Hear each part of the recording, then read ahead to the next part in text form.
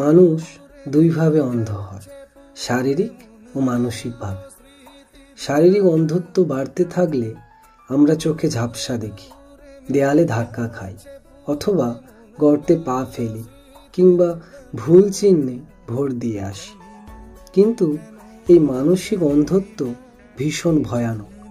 মানুষ যাকে অন্ধের মতো ভালোবেসে ফেলে তার প্রতি এই অন্ধত্ব কাজ করে। সেই মানুষটা 100 আঘাত করলেও আমরা মানতে পারি না সে এটা আমাদের সাথে করতে পারে।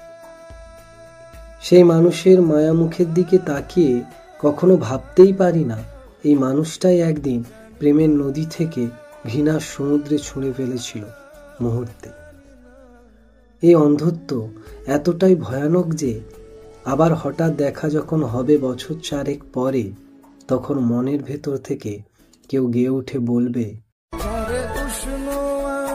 ভালোবাসা বাঁচে সে হৃদয় ভাঙে তা মানি না, যারে উষ্ণ